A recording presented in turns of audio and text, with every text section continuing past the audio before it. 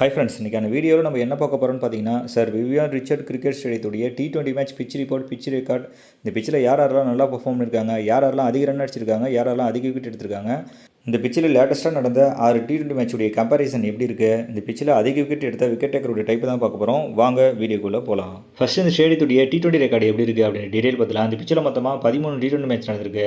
அதில் first batting எடுத்த team 9 match win பண்ணியிருக்காங்க. செகண்ட் பேட்டிங் எடுத்த டீம் 4 மேட்ச் வின் பண்ணியிருக்காங்க. இந்த பிச்சுடைய ஹையஸ்ட் இன்னிங் டோட்டல் 190 இருக்குது. லோவஸ்ட் இன்னிங் டோட்டல் 68 இருக்குது. இந்த பிச்சில் 131 ரன்னை சேஸ் பண்ணி வின் பண்ணியிருக்காங்க.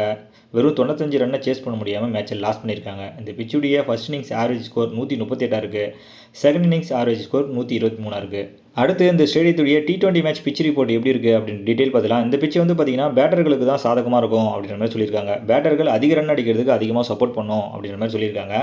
மேட்ச் போக போக பிச்சு ஸ்லோ டவுன் ஆகும். பிச்சு ஸ்லோ டவுன் ஆகிறதுனால ஸ்பின் பவுலர்களுக்கு கொஞ்சம் சப்போர்ட் பண்ணும் அப்படின்ற மாதிரி சொல்லியிருக்காங்க. அது மட்டும் இல்லாமல் இந்த பிச்சில் டாஸ் வின் பண்ணுற கேப்டன் மேபி ஃபர்ஸ்ட் பேட்டிங் எடுக்கிறதுக்கு அதிக வாய்ப்பு இருக்குது அப்படின்ற மாதிரி சொல்லியிருக்காங்க. ஏன்னா இந்த பிச்சில் 13 மேட்ச்சில் 9 மேட்ச் ஃபர்ஸ்ட் பேட்டிங் எடுத்த டீம் தான் வின் பண்ணியிருக்காங்க. அது மட்டும் இல்லாமல் ஸ்டார்டிங்கில் பேட்ஸ்மேன் அதிக ரன் அடிக்கிறதுக்கு இந்த பிச் அதிகமாக சப்போர்ட் பண்ணுன்றதுனால ஃபர்ஸ்ட் பேட்டிங் எடுக்கிறதுக்கு அதிக சான்சஸ் இருக்குது அப்படின்ற மாதிரி சொல்லியிருக்காங்க. அடுத்து இந்த ஸ்டேடியத்தில் லேட்டஸ்ட்டாக நடந்த 6 T20 மேட்சுடைய கம்பேரிசன் எப்படி இருக்குது அப்படின்னு டீட்டெயில் பார்த்துலாம். இந்த பிச்சில் பார்த்தீங்கன்னா லேட்டஸ்ட்டாக எந்த T20 மேட்சுமே நடக்கல. டொமஸ்டிக் மேட்ச் மட்டும் தான் நடந்திருக்கு. அதனால டொமஸ்டிக் மேட்சுடைய டேட்டா மட்டும் தான் நம்ம எடுத்திருக்கோம். மொத்தமாக 6 மேட்ச்சில் ஃபர்ஸ்ட் பேட்டிங் எடுத்த டீம் 3 மேட்ச் வின் பண்ணியிருக்காங்க. செகண்ட் பேட்டிங் எடுத்த டீம் 3 மேட்ச் வின் பண்ணியிருக்காங்க. இதில் ஸ்பீட் பவுலர் மொத்தமாக 51 விக்கெட் எடுத்திருக்காங்க. அவங்க ஃபர்ஸ்ட் இன்னிங்ஸில் 34 விக்கெட் எடுத்திருக்காங்க.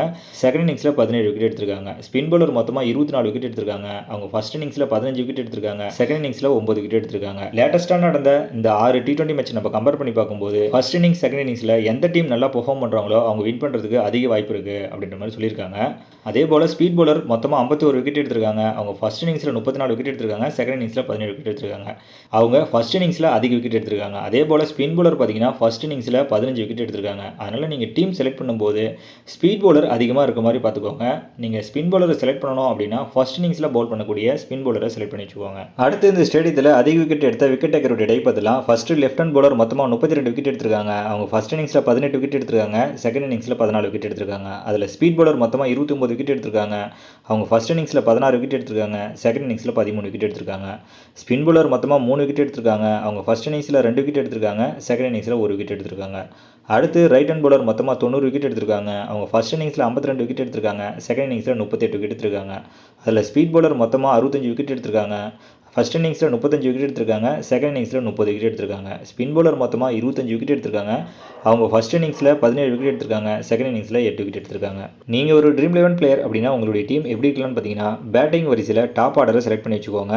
அது மட்டும் இல்லாமல் நல்லா ஸ்டாண்ட் பண்ணி ஆடக்கூடிய பிளேயரை செலக்ட் பண்ணி வச்சுக்கோங்க. ஏன்னா இந்த பிச்சு பார்த்தீங்கன்னா ஸ்லோ டவுன் பிச்சுன்றதுனால நல்லா ஸ்டாண்ட் பண்ணி ஆடக்கூடிய பிளேயர் நல்லா பெர்ஃபார்ம் பண்ணுறதுக்கு அதிக வாய்ப்பு இருக்குது. அடுத்து ஆல்ரவுண்டர் லிஸ்ட்டில் ஸ்பின் ஆல்ரவுண்டர், ஸ்பீட் ஆல்ரவுண்டர், இதில் ஸ்பீட் ஆல்ரவுண்டர் அதிகமாக இருக்க மாதிரி பார்த்துக்கோங்க. பவுலிங் லிஸ்ட்டில் மேக்ஸிமம் ஸ்பீட் பவுலரை அதிகமாக எடுத்துக்கோங்க. ஏன்னா இந்த பிச்சில் ஸ்பீட் பவுலர் தான் அதிக விக்கெட் எடுத்திருக்காங்க. நீங்கள் ஸ்பின் பவுலரை செலக்ட் பண்ணணும் அப்படின்னா ஃபர்ஸ்ட் இன்னிங்ஸில் பவுல் பண்ணக்கூடிய ஸ்பின் பவுலரை செலக்ட் பண்ணி வச்சுக்கோங்க. தேங்க்யூ.